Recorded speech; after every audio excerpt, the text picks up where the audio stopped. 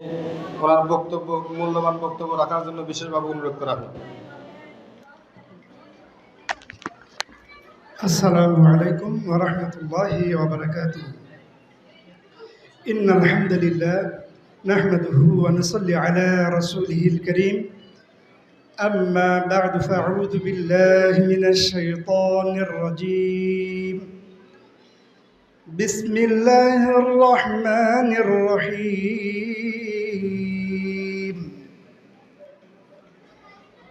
ربنا آتنا في الدنيا حسنة وفي الآخرة حسنة وقنا عذاب النار. وقال رسول الله صلى الله عليه وسلم الدنيا مزرعة الآخرة. আলহামদুলিল্লাহ, সমস্ত প্রশংসা আল্লাহ সুবহানাহু ওয়া তাআলার দরবারে, যিনি আমাদেরকে স্কুল অফ দ্য হলি কোরআনের এই পুরস্কার বিতরণ অনুষ্ঠানে এখানে একত্র হওয়ার, আসার, বসবার সুযোগ আর তৌফিক দান করলেন। সেই মহান মুনিবের দরবারে সবাই অন্তরের অন্তঃস্থল থেকে শুকরিয়া জ্ঞাপন করি। সবাই বলে আলহামদুলিল্লাহ। দরুদ ও সালাম করি বিশ্ব নবী হযরত মুহাম্মদুর রাসূলুল্লাহ, সবাই বলি সাল্লাল্লাহু আলাইহি ওয়াসাল্লাম। আমি যে আয়াতে কারিমা আপনাদের সামনে তেলাওয়াত করেছি, এই আয়াতে কারিমার উপর সামান্য কিছু আলোচনা করবো ইনশাআল্লাহ। আল্লাহ পাক রব্বুল আলামিন সূরা বাকারার এই আয়াতের মধ্যে বলেছেন, রব্বানা আতিনা ফিদ দুনিয়া হাসানা ওয়া ফিল আখিরাতি হাসানা। আল্লাহ তাআলা দুনিয়া এবং পরকালের কল্যাণের জন্য যে দোয়া, কিভাবে মানুষ আল্লাহ তাআলার কাছে দোয়া করবে তার আখিরাতের সফলতা এবং দুনিয়াবী সফলতার জন্য, মানুষ হয়তো সে ভাষা ঠিক মতো বলতে পারবে না, আল্লাহ পাক রব্বুল আলামিন নিজেই সে বাক্যগুলো, ভাষাগুলো শিখিয়ে দিয়েছেন। তো এই আয়াতের মধ্যে যে বিষয়টা আছে, আমি যদি দুনিয়ার সফলতা অর্জন করতে চাই, পরকালের সফলতা যদি আমি অর্জন করতে চাই, তাহলে অবশ্যই আমাকে দুনিয়া এবং পরকালে দুই শিক্ষাই আমাকে অর্জন করতে হবে। হাদিসের সাথে মিল রেখে, কোরআনের আয়াতের সাথে মিল রেখে একটা হাদিস বলেছি যে এই দুনিয়া হচ্ছে পরকালের হলো খ্যাত শুরু। আপনি যেরকম ফসল ফলাবেন এই দুনিয়ার জমিনে, আপনি পরকালে সেরকমই ফলাফল পাবেন। তাহলে বোঝা গেল, হাদিস এবং কোরআনের আয়াত থেকে আমরা বুঝতে পারলাম যে পরকাল যদি আমরা ভালো করতে চাই, আমাদের পরকালে যদি সফলতার কামিয়াবি চাই, আমাদের পরকালে যদি আমরা কৃতকার্য হতে চাই, তাহলে আমাদেরকে কি করতে হবে? দুনিয়া আগে আমাদেরকে বুঝতে হবে, দুনিয়ার মনে করেন যে জ্ঞান অর্জন করতে হবে, দুনিয়ার সফলতাও আমাকে অর্জন করতে হবে। যদি আমি দুনিয়াটাকে আমি ভালোভাবে বুঝি, আমি যদি সে জ্ঞান অর্জন করি, তাহলে এই দুনিয়া থেকেই আমার কি পরকালের উপার্জন করা সহজ হবে। এই পাশে বসে, তাহলে দুনিয়া থেকে আমাকে কি করতে হবে? পরকালের যেহেতু আমার ক্ষেত, এখানে আমাকে কি করতে হবে? ভালোভাবে পরিচর্যা করতে হবে আমার আমলগুলোকে। তাহলে দুনিয়া অবশ্যই আমাকে বুঝতে হবে। আল্লাহ পাক রব্বুল আলামিন সেই কথাই আয়াতের মধ্যে বলেছেন যে আগে তুমি দুনিয়ার সফলতা চাওয়ার কথা বলা হয়েছে, দুনিয়া ছাড়া পরকালের কোনো কি নাই, পরকাল অর্জনের কোনো সুযোগ নাই। কারণ পরকালের সফলতা শুধুই দুনিয়ার মধ্যেই আছে। আর এই দুনিয়াটার সফলতা যদি আমি চাই, পরকাল ছাড়া হবে না। মানুষ আমরা যারা আছি এখানে, আমরা অভিভাবক আছে, অনেকের সন্তান আছে যাদেরকে শুধু দুনিয়ার সাময়িক সফলতা অর্জনের জন্য নিজের জীবনের সবটুকু কি চেষ্টা, প্রচেষ্টা, অর্থ সব কিছু ব্যয় করতেছি সন্তানকে এই দুনিয়াতে একটু কী করার জন্য, সফল করার জন্য। সে যেন একটু কী হয়, সফল হয়, দুনিয়াতে যেন সে ভালোভাবে জীবনযাপন করতে পারে, জীবনযাত্রার মান উন্নয়ন করতে পারে। এই জন্য আমরা মা বাবা সারাক্ষণ 24 ঘন্টা মনে করেন যে বিরতিহীন পরিশ্রম করে যাচ্ছি। কিন্তু এই সফলতা কত, তার স্থায়িত্ব কত? এই সফলতার স্থায়িত্ব হলো আপনি যখন মৃত্যুবরণ করবেন, সাথে সাথে আপনার সফলতার সমাপ্তি ঘটবে। কথা বলেন ঠিক কিনা? দুনিয়ার যে সফলতা, শুধু দুনিয়া, এই সফলতার পরিধি, আয়ুষ্কাল, স্থায়িত্ব এতটুকুই যে আমি যে কয়দিন দুনিয়াতে বেঁচে আছি, আমার সফলতা ওই পর্যন্তই শেষ। পরকালে আর কোনো বিনিময় আর প্রতিদান কিছুই পাওয়া যাবে না। তাহলে যারা বুদ্ধিমান তারা কারা? তারা ওই সব ব্যক্তি যারা দুনিয়া থেকেই পরকালের সফলতার জন্য যেই সময়টা হলো অনন্তকাল, যার শুরু আছে শেষ নাই, তো যার শুরু আছে শেষ নাই, সেই পরকাল বা আখেরাতের জন্য আমাদেরকে কি করতে হবে? দুনিয়ার জ্ঞান অর্জন করতে হবে। দুনিয়াতে আমাকে কি করতে হবে? পরকালে সফলতার জন্যই নিজের প্রচেষ্টাগুলোকে কি করতে হবে? ব্যবহার করতে হবে। আপনার সন্তানকে আপনি দুনিয়ার লাইনে অনেক সফল করার জন্য খুব চেষ্টা করতেছেন, দেখা যাচ্ছে সে হয়তো একটা মেয়ের চক্রে পড়ে গেছে, দেখা গেছে তার লাইফ পুরাটাই কি ওই জায়গাতে ধ্বংস হয়ে গেছে। আপনার চেষ্টা হচ্ছে কি পজিটিভ, ফলাফল আসতেছে পুরাই নেগেটিভ। অথবা বাবায় আসক্ত হচ্ছে, গাঁজায় আসক্ত হচ্ছে, কারণ সেই সব প্রতিষ্ঠান, দুনিয়াবি যে প্রতিষ্ঠানগুলো আছে, স্কুল কলেজ, সেই প্রতিষ্ঠানগুলোতে কি আছে? কোনো নৈতিক শিক্ষার তেমন কোনো ব্যবস্থা নাই। এজন্য নৈতিক শিক্ষা ছাড়া, কোরআন হাদিসের শিক্ষা ছাড়া একজন মানুষ সঠিকভাবে যে জীবন যাপন করবে এর কোনো গ্যারান্টি নাই। এজন্য মা বাবা সবাই অক্লান্ত পরিশ্রম করতেছে দুনিয়ার সফলতার কামিয়াবির জন্য, কিন্তু দেখা যায় অনেকে হয়, আবার অধিকাংশই ব্যর্থ হয়। তো এই স্কুল অব দ্য হলি কোরআন এখানে দুনিয়া এবং পরকাল উভয় শিক্ষায় শিক্ষিত হওয়ার একটা বিশাল একটা মনে করেন যে সমন্বিত যে শিক্ষা প্রতিষ্ঠান, সেটা হলো school of the Holi Quran and সুন্নাহ পীরব বাজারে। এটা এমন একটি ব্যতিক্রম ধর্মী প্রতিষ্ঠান যেখানে স্কুলের শিক্ষাও পাবে, সাথে সাথে এই স্কুলটা হচ্ছে কোরআন এবং সুন্নাহর স্কুল। যে স্কুলে পড়লে আপনার স্কুলের লাইনেও পড়ালেখা হচ্ছে, আবার আপনার পরকালীন যে শিক্ষা সেটাও আপনার অর্জন হচ্ছে। এইসব প্রতিষ্ঠানে পড়লে একটা ছাত্র যদি ক্লাস 5 পর্যন্ত পড়ে, আমি গ্যারান্টি দিয়ে বলতে পারবো সেই ছেলে বড় হয়ে কোনোদিন তার মা বাবার সাথে দুর্ব্যবহার করবে না, তার মা বাবাকে কি করবে না? বৃদ্ধাশ্রমে রাখবে না। আপনি পেপার খুললেই দেখবেন, আপনারা যারা অনলাইনে আছেন, ইউটিউব দেখেন, ফেসবুক দেখেন, কত মানুষ ইঞ্জিনিয়ার, ডাক্তার, তার নিজের সব অর্থ ব্যয় করেছে, জীবনে যা কিছু উপার্জন করেছে সব সন্তানদের নামে লিখে দেওয়ার পর তারা এতই মনে করেন যে অসহায়, তাদের স্থান কোথায়? তাদের স্থান আর ওই অট্টালিকায়, তাদের যেটা তারা অনেক পরিশ্রম করে কষ্টে যেটা নির্মাণ করেছে, সেই গৃহে ওই মা বাবার আর স্থান হচ্ছে না। তো আমি গ্যারান্টি দিয়ে বলতে পারি, যারা এই সব প্রতিষ্ঠানে, ধর্মীয় প্রতিষ্ঠানে যেখানে কোরআন এবং সুন্নাহর শিক্ষা, সঠিক শিক্ষা দেওয়া হয়, এই সব প্রতিষ্ঠানে যারা পড়বে অন্তত ক্লাস 5 পর্যন্ত, আমি গ্যারান্টি দিয়ে বলতে পারবো যে তারা কোনোদিন কি হবে না? এক নম্বর নাস্তিক হবে না, দিন বিমুখ হবে না, খোদাদ্রোহী হবে না। কারণ যদি আপনি সকালে কি খান? যদি বিরিয়ানি খান, সারাদিন কিন্তু আপনার ওই বিরিয়ানি যে সকালে খাইছেন, ঢেকুর উঠলে কিন্তু আপনি এরপরে যা কিছু খাইছেন, ঢেকুর উঠলে কিন্তু ওই বিরিয়ানির ঢেকুরই উঠবে। তো আপনি শৈশবে যে আপনার বাচ্চাকে কোরআন এবং সুন্নাহর জ্ঞান দিলেন, আল্লাহ তাআলার পরিচয় পাওয়ার, আল্লাহর তাওহীদ শিক্ষা দিলেন, এটা সে সারা জীবন যে কাজেই ব্যবহার করুক না কেন, তাকে আবার শেষ সময় হলেও এই কোরআন এবং হাদিসের লাইনে আসতে, দ্বীনের লাইনে আসতে হবে। তো বেশি কথা বলার সময় নাই, যেহেতু আমাদের সময় নির্দিষ্ট সময়, আমাদের 10টা থেকে 11টার মধ্যে আমাদের প্রোগ্রাম শেষ। এজন্য আমি বলবো, আপনারা যারা আপনাদের সন্তানদেরকে আমাদের স্কুল অব দ্য হলি কোরআনে দিয়েছেন, আপনারা অন্তত লস হবে না আপনার। কারণ এরকম শিক্ষা প্রতিষ্ঠানে এমন একটা সময় আসবে, যারা ধর্মীয় দৃষ্টিকোণ থেকে নিজের সন্তানদের ক্যারিয়ার করার চিন্তা করবে, যদি একটা ছাত্রকে কি করে, সন্তানকে স্কুলে দেয়, অন্য কোনো প্রতিষ্ঠানে দেয়, আর একটা ছেলেকে আমাদের স্কুল অব দ্য হলি কোরআনের জন্য কি করবে? বিবেচনা করবে ইনশাআল্লাহ। তো আমি আপনাদের সুস্বাস্থ্য এবং দীর্ঘায়ু কামনা করে আমি আমার বক্তব্য এখানে শেষ করছি। আল্লাহ তাআলা আমাদের সবাইকে দ্বীনের সঠিক বুঝ এবং দ্বীন পরিপূর্ণভাবে মেনে চলার, জ্ঞান অর্জন করার এবং চলার তৌফিক দান করুক। সবাই বলি আমিন। আসসালামু আলাইকুম ওয়া রাহমাতুল্লাহ। আলহামদুলিল্লাহ, অত্র মাদ্রাসার পরিচালক মৌলানা মোহাম্মদ নুরুন নবী ভাইকে তার বক্তব্য রাখার জন্য, বক্তব্য দেওয়ার জন্য আলহামদুলিল্লাহ। তো এই মুহূর্তে আপনাদের সামনে আসলে কথা যেটা আমরা শুনবো, ইনশাল্লাহ কাজে পরিণত করার চেষ্টা করব ইনশাল্লাহ।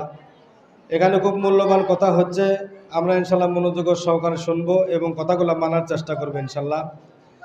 আসলে আমরা পীরবে এরকম একটা প্রতিষ্ঠান পাওয়া আমাদের একটা ভাগ্যের ব্যাপার। কেননা এটা এমন একটা প্রতিষ্ঠান, school of the Holi Quran and সুন্নাহ, যেখানে বাংলার পাশাপাশি আরবিতেও সমান অধিকার দেওয়া হয় এবং খুব সুন্দরভাবে, যেরকমভাবে কওমি মাদ্রাসায় একটা ছাত্রদেরকে আরবি শেখানো হয়, সেরকমভাবে এখানেও ইনশাল্লাহ আরবি খুব সুন্দরভাবে সহিশুদ্ধভাবে ইনশাল্লাহ পড়ানো হচ্ছে। এজন্য আমরা ইনশাল্লাহ চেষ্টা করব নিজের সন্তানকে আমরা এই পত্র প্রতিষ্ঠানে দেওয়ার জন্য। আলহামদুলিল্লাহ, এজন্য আমরা ইনশাল্লাহ চেষ্টা করব। হুজুর যে কথা বললেন কিছুক্ষণ আগে, আমাদের মৌলানা সাহেব যে কথা বলে গেলেন, যে আসলে আমরা যে বাচ্চাকে দুনিয়াতে রেখে যাব বা আমরা যে সন্তানকে মানুষ করার চেষ্টা করতেছি, আমাদের সন্তান, আমরা যতটুকু জানি শিক্ষা জাতি মেরুদণ্ড, যে আমাদের শিক্ষা বাচ্চারা কতটুকু সুশিক্ষিত হচ্ছে এটা আমাদের খেয়াল করার দরকার। আজকে দেখা যাচ্ছে যে আমাদের বাচ্চারা স্কুল কলেজে পড়াশোনা করতেছে, কিন্তু স্কুল কলেজে পড়াশোনা করার পরেও আমাদের বাচ্চাদের নৈতিক শিক্ষা হচ্ছে না। আমাদের বাচ্চাদের থেকে আমাদের যে ব্যবহার পাওয়ার আশা করা যায় সে ব্যবহার আমরা পাচ্ছি না।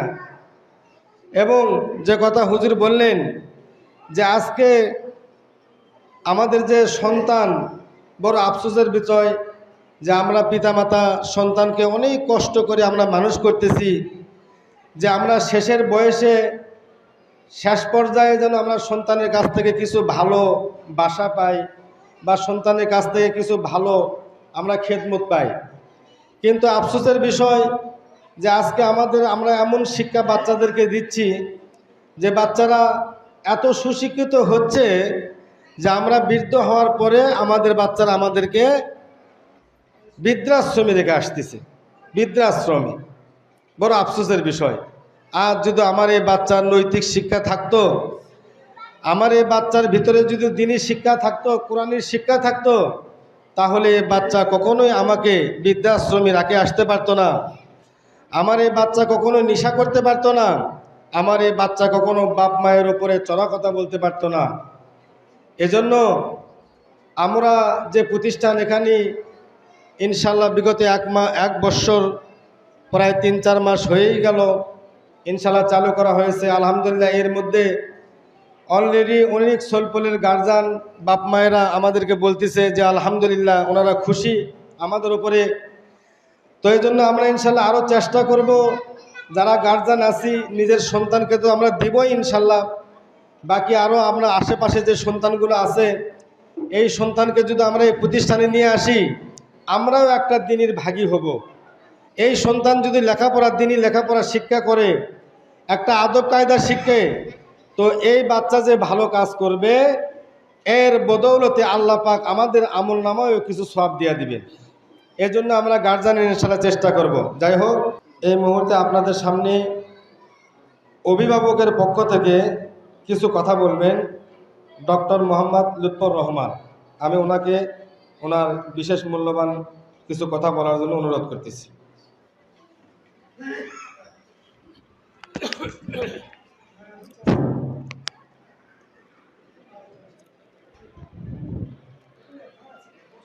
বিসমিল্লাহির রহমানির রহিম।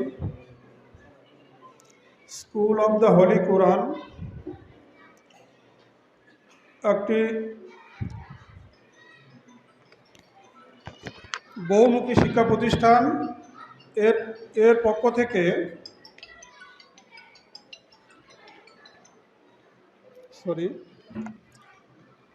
একটি বহুমুখী শিক্ষা প্রতিষ্ঠান কর্তৃক আয়োজিত আজকের এই অভিভাবক সমাবেশের সম্মানিত সভাপতি, অত্র প্রতিষ্ঠানের প্রধান শিক্ষক, সহকারী শিক্ষক শিক্ষিকাবৃন্দ এবং আমার সামনে ও সাইডে উপবিষ্ট মা ও বোনেরা এবং অভিভাবক ভাইয়েরা তথা অত্র প্রতিষ্ঠানের ছোট ছোট সোনামণিরা, সবার প্রতি আমার সশ্রদ্ধ সালাম। আসসালামু আলাইকুম রহমতুল্লাহি ওয়া বারাকাতুহু। আমি এই প্রতিষ্ঠানে আমার দুটি প্রাণপ্রিয় বাচ্চাকে ভর্তি করেছি। দুটাই আমার, একটা নাতি একটা নাতনি। আমার এই দুটো বাচ্চার বাবা নাই। মারা গেছে। আমি তার অভিভাবক হিসাবে, তার দাদু হিসাবে এখানে প্রতিনিয়তই আসা যাওয়া করি। তো আমার তরফ থেকে আমি যতটা জানি, এই যে বিকল্প একটা প্রতিষ্ঠান, যেটাকে বহুমুখী প্রতিষ্ঠান বলা হয়, এখানে বাংলা, ইংরেজি, অঙ্ক এবং ইসলামী শিক্ষা যেগুলো পড়ানো হয়, আরবি, সবগুলোই এখানে শিক্ষা দেওয়া হয়। তো আমার মনে হয় এই বহুমুখী শিক্ষা প্রতিষ্ঠানে আমরা যারা অভিভাবক আছি এবং আমাদের পার্শ্ববর্তী আরও যারা আছে, সবাইকে বলা উচিত। কারণ একটা বাচ্চার সিনারের ভিতরে যদি আল্লাহর আলো থাকে, আল্লাহর কোরআন থাকে, তাহলে এই বাচ্চাটা কখনো পথভ্রষ্ট হতে পারে না। সে যেখানেই যাক, স্কুলে যাক, কলেজে যাক, যেখানেই যাক, যদি তার ভিতরে এই শিক্ষার আলো থাকে, এই কোরআনের শিক্ষার আলো থাকে, তাহলে সে কখনোই পথভ্রষ্ট হতে পারবে না। কারণ যদি সে কারো সংস্পর্শে, কারো প্ররোচনায় খারাপ কোনো পথে যায়, যাওয়ার সময় তার অটোমেটিক তার ভিতরে এই আলোটা জেগে উঠবে যে না, তার ভিতরে আল্লাহর ভয় সাথে সাথে দেখা দিবে, তখন সে অবশ্যই হোঁচট খেয়ে কিছু ফিরে আসবে। তাই আমি অনুরোধ করব যে আপনারা এরকম একটা শিক্ষা প্রতিষ্ঠান আমরা পেয়েছি, এটা আমাদের ভাগ্যের বিষয়, এটা আমাদের ভাগ্যের ব্যাপার, আমরা এটা হাতছাড়া করব না। এবং পাশাপাশি আমি এই প্রতিষ্ঠানের যারা শিক্ষক এবং শিক্ষিকা আছেন, তাদের প্রতি আমার অনুরোধ থাকবে যে আপনারা বাচ্চাদের ভালোভাবে কেয়ার নেবেন, তাদের হাতের লেখাটা বিশেষ করে দেখবেন, কখনোই আপনার হ্যালস ঠ্যালস করবেন না। বাচ্চাদের প্রতি আপনাদের সুনজর থাকতে হবে সবসময়। এবং বাচ্চারা যে পজিশনে আসে এবং যায়, আপনাদের একজন যে কাউকেই অন্তত একটি ভালো দায়িত্বে রাখতে হবে, বাচ্চারা যেন কারো সাথে এই প্রতিষ্ঠান ত্যাগ করে ছুটির পরে যেতে না পারে, বা প্রতিষ্ঠান চলাকালীন সময়েও কারোর সাথে যেতে না পারে, এই দিকটা আপনারা বিশেষ করে দেখবেন। কারণ আমি একবার হোঁচট খেয়েছি, আমার নাতি, আমার পরিচিত গ্রামেরই একজন লোকের সাথে যেহেতু ছুটি হয়েছে, সে চলে গেছে আমি আসার পূর্বেই। আমি পরে আসা প্রতিষ্ঠান থেকে হোঁচট খেয়ে আমি ফেরত গেছি। তো তারপরে আমি ওনাদেরকে জানাইছি, যাক সাথে সাথে ওনারা করছে, দুঃখ প্রকাশ করেছে যে আমাদের অতর্কিত ঘটনাটা ঘটে গেছে। তা আমি আশা করব পরবর্তীতে যেন এই ধরনের ঘটনা না ঘটে। আরও বলবো যে জায়গাটা একটু কনজাস্টেড হয়ে গেছে, একটু পরিধি না হলে হয় না। একটা শিক্ষা প্রতিষ্ঠানের প্রতিটা বাচ্চার একটা মাইন্ড রিক্রিয়েশনের ব্যাপার আছে। যদি মনের চিত্তরঞ্জন না থাকে, একটু খেলাধুলা পাশাপাশি দৌড়ঝাঁপ বাচ্চাদের না থাকে, তাহলে মনের দিক দিয়ে তারা স্যাটিসফাই হতে পারে না। এই জন্য করে আমি বলবো যে পরবর্তীতে, এখন যেহেতু সবেমাত্র শুরু করেছে, তো পরবর্তীতে যারা আস্তে আস্তে আমরাও দোয়া রাখবো, আস্তে আস্তে তারা বড় পরিসরে যায় এবং ভালো একটা জায়গায় এই প্রতিষ্ঠানটা স্থাপন করতে পারে, যেখানে বাচ্চারা খোলামেলা দৌড়ঝাঁপ করতে পারবে, খেলাধুলা করতে পারবে। এখানে তা বাচ্চাদের একটু সমস্যা। তো যাই হোক, অনেক বক্তা আছে, এখন বেশি কথা বলতে গেলে অনেকে মন খারাপ করবে যে সে একাই সব সময় শেষ করে ফেলা দিচ্ছে। আমি কথা বাড়াবো না। তা আমি অভিভাবক মা বোনেরা যারা আছেন, তাদের প্রতি আমি আরও শেষ একটা কথা বলবো, যে আপনারা শুধু শিক্ষা প্রতিষ্ঠানের উপর নির্ভর করে থাকবেন না। কারণ বাচ্চা এখান থেকে যাওয়ার পরে বাচ্চা কি করতেছে আপনারা ফলো আপে রাখবেন। বাচ্চা একটু খেলাধুলা করবেই, তাদের বাধা দিবেন না, প্রেশার ক্রিয়েট করবেন না, তাদের ব্রেনের উপর চাপ দিবেন না, তাদেরকে একটু খেলাধুলার সুযোগ দিবেন। সেই সাথে যাতে বাসায় পড়াশোনা করে সেদিকে নজর রাখতে হবে। আপনারা এই শিক্ষা প্রতিষ্ঠানে আরও একটা জিনিস দেখছি, সেটা ডায়েরি। প্রত্যেকটা বাচ্চার হাতে একটা করে ডায়েরি দেওয়া হচ্ছে। এই ডায়েরিতে তারা প্রত্যেক দিন কী কী পড়ানো হচ্ছে এবং আগামীকালকে কী কী পড়ানো হবে সেইগুলো তারা লিখে দিচ্ছে। এই জিনিসগুলো অভিভাবক যারা আছেন তারা একটু দেখবেন, দেখে কী কী পড়াশোনার দিক নির্দেশনা দিচ্ছে আর প্রত্যেক দিনই শেষ করার চেষ্টা করবেন। আপনারা সুনজর দিলেই শিক্ষকেরা ওর উপরে যদি একটু মোসাহ করে, তাহলে আমার মনে হয় তারা ভালো করবে। যাই হোক, আমি আর কথা বাড়াতে চাচ্ছি না, আমি এই বলে আমার কথা শেষ করছি। আসসালামু আলাইকুম রহমতুল্লাহি ওয়া বারাকাতুহু। আলহামদুলিল্লাহ, ডক্টর সাহেবকে ওনার মূল্যবান বক্তব্য রাখার জন্য বিশেষভাবে ধন্যবাদ দেওয়া হলো। আলহামদুলিল্লাহ, এই মুহূর্তে আপনাদের সামনে মূল্যবান কিছু কথা বলবেন রিয়াদ মৌলানা মোহাম্মদ রিয়াদ হাসান রনি ভাই, ওনাকে ওনার মূল্যবান কথা বলার জন্য বিশেষভাবে অনুরোধ করা হয়। আসসালামু আলাইকুম রহমতুল্লাহি ওয়াবারাকাত। আলহামদুলিল্লাহ রবিল আলমিন ওসসালাতু ওয়াসসালামু আলা সাইয়্যিদিল মুরসালিন ওয়া আলা আলিহি ওয়া সাহবিহি আজমাইন। আউযু বিল্লাহি মিনাশ শাইতানির রাজীম। বিসমিল্লাহির রহমানির রহিম। ইকরা বিসমি রাব্বিকাল্লাযী খালাক ইলা আখির আয়াত। আসলে আজকের যে অভিভাবকদের এখানে ডাকা হয়েছে, আমরা এই প্রতিষ্ঠানের বয়স মূলত 2 বছর, বলতে গেলে 2 বছর আগের যাত্রা শুরু। এর ভিতর থেকে আশেপাশে অনেক প্রতিষ্ঠানের থেকে এই 2 বছরে এরা যতটুকু আগাইছে আলহামদুলিল্লাহ, আমার ছেলেটাও এখানে আছে, আমি দেখতে পাচ্ছি যে আলহামদুলিল্লাহ অনেক প্রশংসার তারা দাবি রাখে। আর আমরা আমাদের বাচ্চাদেরকে মাদ্রাসা শিক্ষায়, কোরআনের শিক্ষায় শিক্ষিত, মাদ্রাসা শিক্ষা মানে কোরআনের শিক্ষায় শিক্ষিত করাটা এটা আমাদের জন্য ফরজ। আজকে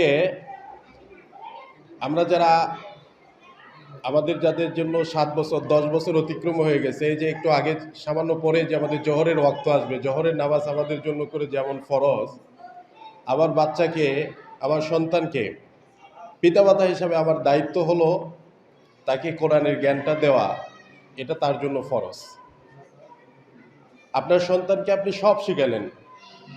বিখ্যাত একটা দার্শনিক উনি একটা উক্তি করেছিলেন যে আপনার সন্তানকে আপনি 3টা আর শিখালেন: রিডিং, রাইটিং অ্যান্ড অ্যারিথমেটিক। আপনার সন্তানকে লেখা শিখাইছেন, পড়া শিখাইছেন, অঙ্ক, ইংরেজি, ভূগোল, বিজ্ঞান যা আছে সবটুকুই শিখাইছেন, কিন্তু 4 নাম্বার একটা আর আছে, এই আরটা ওই সন্তানকে দেওয়া হয় নাই। আর রিলিজিয়ন, ধর্মীয় জ্ঞান। আমাদের ধর্মীয় জ্ঞান মানে কোরআনের জ্ঞান। এই জ্ঞানটা যদি না থাকে তাহলে তুমি 5 নাম্বার আর একটা আর নেওয়ার জন্য তুমি প্রস্তুত থাকো। You will be get 5th আর, অ্যান্ড দ্যাট ইজ রাস্কেলিটি।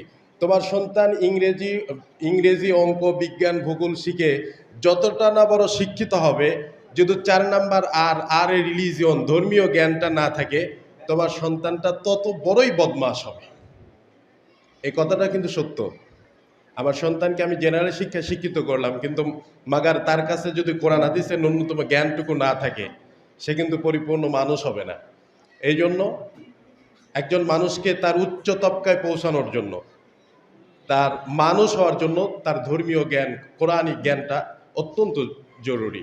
আর আল্লাহ তাআলাও, আমি যে আয়াতটা তেলাওয়াত করেছি, ইকরা বিসমি রাব্বিকাল্লাযী খালাক, আল্লাহ বলেছেন সর্বপ্রথম পড়ো, পড়ো, পড়ো। এই পড়ার এর কোনো বিকল্প নাই। যে যত পড়বে সে তত জ্ঞান অর্জন করবে। কোরআনের প্রথম যে ওহী নাজিল হইল, এই ওহী নাজিলের প্রথম শব্দটাই ছিল ইকরা, পড়ো। পড়ার আসলে কোনো সময় নেই, বয়স নেই। আমরা সব সময় যে হাদিসটা রাসূল সাল্লাল্লাহু আলাইহি ওয়াসাল্লামের থেকে আমরা জানি, অনেকেই আমাদের দোলনা থেকে কবর পর্যন্ত শিক্ষার বয়স, আমরা শিক্ষা নিতে পারি। এই জন্য সম্মানিত উপস্থিতি, আমরা যারা আছি, আমাদের সন্তানকে অবশ্যই কোরআনের জ্ঞানে আমরা জ্ঞানান্বিত করব। আমাদের সন্তানগুলোকে জেনারেল শিক্ষায় শিক্ষিত অবশ্যই করব, প্রয়োজন, কিন্তু তার পাশে কোরআনের যে শিক্ষা, আর এই হলি কোরআন যেটা, এরা সাধারণ শিক্ষার পাশাপাশি কোরআনের শিক্ষার যে সমন্বয় ঘটাইছে, এই সমন্বয়ে আমার সন্তান একজন উচ্চ তবকায় যেতে পারে। আর যদি শুধুমাত্র সাধারণ শিক্ষায় শিক্ষিত করলাম, কোরআনের জ্ঞান দিলাম না, পিতামাতা হিসাবেও কিয়ামতের ময়দানে আল্লাহর কাছে আমাকে জবাবদিহি করতে হবে। এই সন্তান আমার ঘাড়ের উপরে পা দিয়ে সে জাহান্নামে যাবে। কিয়ামতের ময়দানে এই সন্তান আমাকে আল্লাহ তাআলার কাছে নালিশ করে বসবে, আল্লাহ ওই পিতামাতাকে নিয়ে আসেন, আমি অঙ্কে রেজাল্ট খারাপ করেছি, ইংরেজিতে রেজাল্ট খারাপ করেছি, আমি স্কুলে যাই নাই, আমার বাবা আমাকে কত মারধর করেছে, শাসন করেছে, কিন্তু আমি সকালবেলায় কোরআনটা পড়ি নাই, 5 ওয়াক্ত নামাজ পড়ি নাই, আমার বাবা এই সম্পর্কে আমাকে কোনোদিন জিজ্ঞাসা করে নাই, ধরেন নাই। তো না যে আলহুমা তাহাতা আখদামিনা লিয়াকুনা মিনাল আসফালিন, আজকে ওই বাবা মাকে ডাক দেন, তাদের ঘাড়ের উপরে পা দিয়ে আমি জাহান্নামে যাচ্ছি, নাউজুবিল্লাহ। এই জন্য আমার সন্তানগুলোকে সাধারণ শিক্ষার পাশাপাশি অবশ্যই কোরআনের শিক্ষায়, ধর্মীয় শিক্ষায় শিক্ষিত করব। এটাই যেন আমাদের আগামী দিনের ওয়াদা হয়। আল্লাহ তাআলা আমাদেরকে তৌফিক দান করুক, এবং এর পাশাপাশি এই প্রতিষ্ঠানের উত্তরোত্তর শুভকামনা করি। আল্লাহ তাআলা তাদেরকে যেন নিষ্ঠা সহিত, যে এখানে যারা শিক্ষক আছেন, তারা যেন আমাদের বাচ্চাগুলোকে সুন্দরভাবে কেয়ারিং করে তাদেরকে তাদের যে যতটুকু দায়িত্ব, সেই দায়িত্ব যেন তারা সঠিকভাবে তাদেরকে দিতে পারে এবং সন্তানগুলোকে আদর করে মায়া করে ভালোবেসে তাদেরকে যেন পড়াশোনার ব্যবস্থা করতে পারে। আমি এই আশা রেখে বক্তব্য এখানেই শেষ করলাম। আসসালামু আলাইকুম রহমতুল্লাহি ওয়া আলহামদুলিল্লাহ, এই মুহূর্তে আপনাদের সামনে মূল্যবান কিছু কথা রাখবেন আলহাজ মোহাম্মদ মকবুল স্যার, প্রফেসর, পীরব ডিগ্রি কলেজ। আমি ওনাকে ওনার বিশেষ কথা বলার জন্য বিশেষভাবে অনুরোধ করি।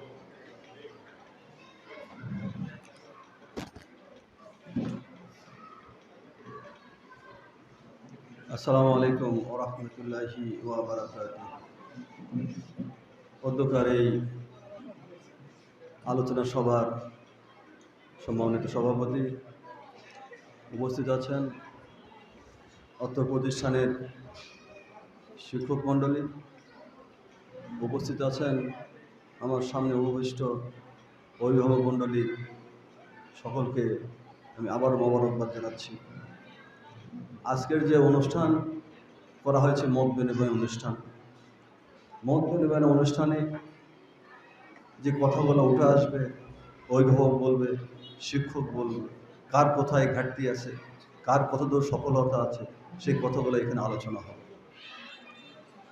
তো আমি এখানে অভিভাবক আছেন, শিক্ষক আছেন, আমি শিক্ষকদের জ্ঞাতার্থে দুটো কথা বলবো। এখানে আমরা জানি যে যত্ন করলে রত্ন মেলে একটা কথা আছে, যে যত যত্ন করবে, এটা ছোট বাচ্চাদের যেভাবে গড়ে তোলা যায় তার সেইভাবেই গড়ে উঠবে। হ্যাঁ, এই জন্য শিক্ষকদের আমি বলবো যে কথা যেটা বলা হয়েছে যে যত্ন করলে রত্ন মেলে। আপনারা যেভাবে শিক্ষকদের গড়াতে চাইবেন সেটা আপনাদের মানসিকতার উপর নির্ভর করবে। আপনারা যদি মনে করেন একটা ছাত্র আছে বা আমাদের যত ছাত্র আছে সকল ছাত্রকে আমরা সমানভাবে গড়ে তোলার চেষ্টা করব, তাহলে আপনাদের বুঝতে হবে যে আমার প্রতিষ্ঠানের সবচেয়ে দুর্বল ছাত্রকে, এই দুর্বল ছাত্রকে আপনার তৈরি করতে হবে। তাহলে উপরে যে আছে তার জন্য আলাদা কেয়ার নিতে হবে না।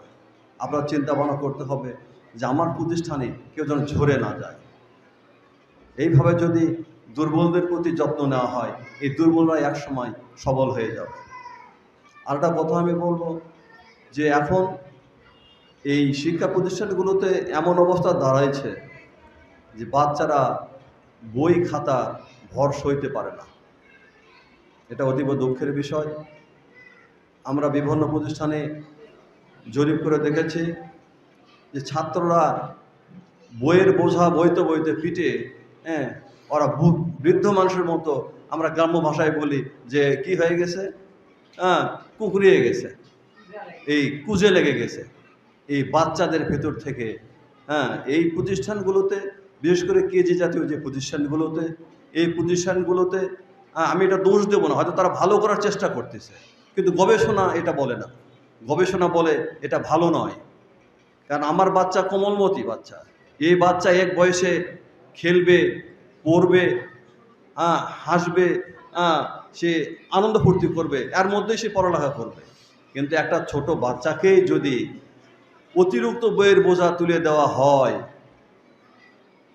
তাহলে এই বাচ্চা একটা ব্রেনের ধারণ ক্ষমতা আছে, প্রত্যেকের ব্রেনের একটা ধারণ ক্ষমতা আছে। এই ধারণ ক্ষমতা সে সইতে না পেরে সে বাচ্চা স্লিপ করে যাবে, মানে সেই বাচ্চা আর কখনো পড়তে পারবে না, সেই বাচ্চার শেষ, লাইফটা শেষ। তা আমি শিক্ষকদের বলবো যে আপনারা বাচ্চাদেরকে এমন প্রেশার ক্রিয়েট করবেন না যে বাচ্চা যেন আগামীতে স্কুলে আসার কথা বললেই চুম করে না ওঠে, সে যেন ভয় না পায়, সে যেন কুকরিয়ে না যায় বই ঢোয়াতে ঢোয়াতে। এটা আপনারা খেয়াল রাখবেন। আর অভিভাবক যারা আছে, অভিভাবকের উদ্দেশ্যে দুটা কথা না বললেই নয়। এখানে অনেক অভিভাবক আছেন, আপনারা সচেতন হন। সচেতন মানে এটা নয় যে আমার বাচ্চা বেবিতেই ইংরেজিতে কথা বলে, এটা কিন্তু সচেতন নয়, এটা কিন্তু বড় পাওয়া নয়। এই পাওয়ার মধ্যে সমস্যা আছে। আপনার বাচ্চা যে বয়সে যেটা প্রয়োজন, যতটুকু ভার বহন করতে পারবে তাকে ততটুকুই ভার বহন করতে দেন। আপনার একটা ছোট বাচ্চা, ক্লাস 1-ই পড়ে, তাকে আপনি যদি একটা ভার সাজায় দেন, সে 1 মণ ভারকে নিয়ে যেতে পারবে। বলেন তো আপনারা সবাই বলেন, সে 1 মণ ভার নিয়ে যেতে পারবে? সে ঊর্ধ্বে হলে 2 কেজি 2 কেজি 4 কেজি দেওয়া হয়, সে 4 কেজি সে কাঁধে করে নিয়ে যেতে পারবে। তার বয়স অনুযায়ী এটাই তার জন্য যথেষ্ট। কিন্তু তাকে যদি আপনি 5 কেজি 5 কেজি 10 কেজি দেন, বা 10 কেজি 10 কেজি 20 কেজি দেন, এটা তার জন্য বার্ডেন হয়ে যাবে, এটা সে বহন করতে পারবে না, তার মেরুদণ্ড ভেঙে যাওয়ার সম্ভাবনা আছে। এই জন্য আমি বলবো, যারা এখানে মায়েরা আছেন, বাবারা কিন্তু ছেলে মেয়েদের সময় দিতে পারে না। এখানে অনেক মা বোনেরা আছেন, তারা ভালো বোঝেন, কথা বলেন, হয়তো তারা মনে করতেছেন যে আমার ছেলে ফার্স্ট হয় না কেন। সে স্কুল থেকে পিটাতে শুরু করে, এই তুই ফার্স্ট হসনি কেন, ওই ফার্স্ট হল, তুই ফার্স্ট হসনি কেন। এটা আল্লাহ পাকের দেওয়া একটা বড় নিয়ামত, যে মেধা শক্তি সকলের সমান নয়, সকলের সমান নয়। আর এখানে যে বাচ্চারা যে মার্ক পায়, এটা তো আমরা আশ্চর্য হয়ে যায়। একটা বাচ্চা পয়েন্টের ভিত্তিতে 1 2 3 4 হয় রেজাল্ট, পয়েন্টের ভিত্তিতে, 1 মার্কের ভিত্তিতেও নয়। হয়তো দেখা যাচ্ছে কেউ 95.10 বা 20 বা 50 এইভাবে পাইছে, 95 পয়েন্ট এত পাইছে, বা 99.1020 এইভাবে যে মার্কগুলো পাইছে, এটা তো পয়েন্টের ভিত্তিতে। কিন্তু আপনারা এই দিকে বিচলিত হবেন না। এই দিকে আপনার বাচ্চাকে আপনি ছোটোবেলা থেকেই এমন মানসিকতায় তৈরি করবেন যে আপনার বাচ্চা যেন পড়তে না ভয় পায়, বই হাতে নিতে যেন ভয় না পায়, সে যেন আগ্রহের সহিত পড়ে। আপনারা হয়তো জানেন না, আমরা বিগত কিছুদিন ধরে কিছু তথ্য সংগ্রহ করেছি, যে তথ্যতে আছে আপনার জাপানে যে বাচ্চাদেরকে স্কুলে ভর্তি করানো হয়, এই বাচ্চাদের হাতে কিন্তু প্রথমে বই দেওয়া হয় না, এই বাচ্চাদের হাতে কিন্তু বই দেওয়া হয় না, খাতা কলম দেওয়া হয় না। এই বাচ্চাদের নিয়ে যাওয়া হয় মাঠে, স্কুল থেকে গাড়িতে করে মাঠে নিয়ে যাওয়া হয়। কে আলু কাটতেছে, ওখানে কিন্তু আলুর আবাদ হয়, আলু কাটতেছে, এই বাচ্চাদের আলু দিতে শিখাচ্ছে। আলু তুলতেছে, এই বাচ্চাদের আলু তোলা শিখাচ্ছে। এই কাদাতে ধান কাটতেছে, এই বাচ্চাদের কাদায় নেমে দিছে। মানে কি, এখানে শিক্ষণীয় ব্যাপার আছে যে আমার বাচ্চা যেন মাটির সঙ্গে মিশে থাকে, তার ভেতরে যেন কোনো অহংকার বোধ না থাকে। তাদের গবেষণা চিন্তা ভাবনা আলাদা, আর আমাদের চিন্তা ভাবনা আলাদা। এই তো ধুলে গেছে, কোনো গায়ে ধুলে পড়বে, গায়ে ধুলে পড়বে, এই যাস না, ওখানে যাস না, গায়ে ধুলে পড়বে, বাবা যাস না। বাচ্চাদের খেলতে দেন, বাচ্চাদের প্রকৃতির সাথে আবহাওয়ার সাথে অ্যাডজাস্ট হতে দেন। আপনার বাচ্চা যদি আবহাওয়ার সাথে অ্যাডজাস্ট না হতে পারে, ধুলামলার সাথে অ্যাডজাস্ট না হতে পারে, এই বাচ্চা একসময় যা কী হবে, রুগ্ন হয়ে যাবে। সে ধুলামলায় যখনও যাবে সে রুগ্ন হয়ে যাবে। আপনারা বাচ্চাদের সেইভাবে মানুষ করুন, যেভাবে তারা প্রকৃতিতে বড় হতে শিখেছে সেইভাবে মানুষ করুন। আপনারা বাচ্চাদের ছোটোবেলাতেই অতিরিক্ত বোঝা দেন না।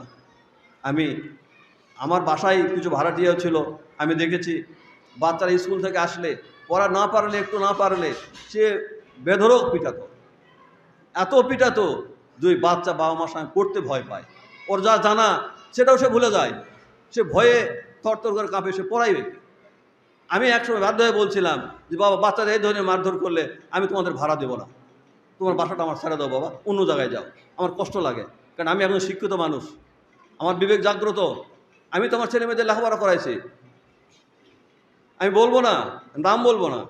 আমার ছেলেকে যখন আমি 1 কেজিতে দিয়েছিলাম, সে বেবি থেকে ক্লাস 1-এ কেবল উঠেছে, তাকে টেন্স শেখানো হচ্ছে। আমি বলেছিলাম আমার সন্তানকে আমি এই প্রতিষ্ঠানে পড়াবো না, কার টেন্স শেখার তার বয়স হয়নি। সে ক্লাস 1-এ কী টেন্স শিখবে? সে টেন্স মানে কি সে তো বোঝেই না। তাকে যা বোঝানো হবে সেটা তার মুখস্থ হবে, সে হাফেজ হবে, সে হাফেজ হবে, কিন্তু সে বিদ্যা শিখবে না, তার ভিতরে কোনো শিক্ষা থাকবে না, সে তার গুরুত্ব বুঝবে না। একটা ছেলেকে যদি বল দেওয়া হয়, এটা কি করবে সে? এই বল কি করে বলেন তো? একটা ছোটোবেলাতে ছোটো বাচ্চাকে বল দেওয়া হলে সে জানে যেটাকে লাত্তি মারতে হবে, তাকে শেখাতে হবে, দাও লাত্তি দাও, লাত্তি দাও, সে লাত্তি মারতে শিখবে। সে কি তখন কি পাকা খেলোয়াড় হয়েছে নাকি? কিন্তু যদি বলে না, এক বল কেটে দিস, তুই খেল, এখনই খেল, ও খেলতে পারবে নাকি? প্রত্যেকটা জিনিসের একটা বয়স থাকে, এই বয়স অনুযায়ী বাচ্চাদের চাপ দিতে হবে আস্তে আস্তে। এখন ক্লাস 1-এর বাচ্চাদের ট্রেন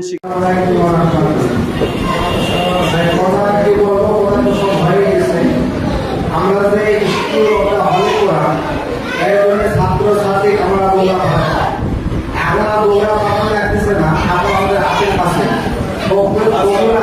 একটা ছেলে এবং বাসাওয়ালা মেয়ের যে খরচাটা হয়, সেই খরচা 1 অংশ এখানে দেওয়া হয়। আমাদের এলাকায় অনেক প্রতিষ্ঠান হয়েছে, পাশাপাশি ইংরেজি বাংলার সাথে যে আরবি শেখানো হয়েছে এটা একটা অবশ্যই একটা আমাদের আমরা আরবি শিক্ষা করা পারতেছি আবার বাংলা ইংরেজি শিক্ষা করছি তাই বলতে চাই যেগুলো ছেলে এবং মেয়েদেরকে এখানে পড়ানো হচ্ছে এদের যারা অভিভাবক আছে এই অভিভাবকগুলা এই যারা প্রাইমারি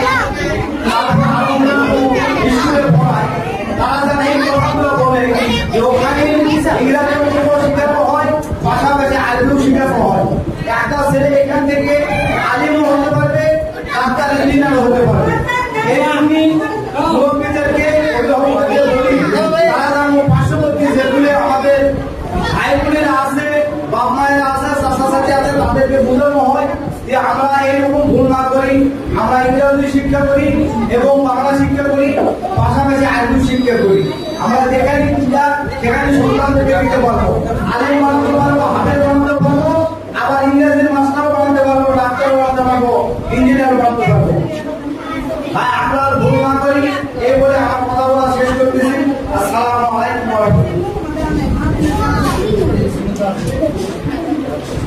আলহামদুলিল্লাহ ভাইকে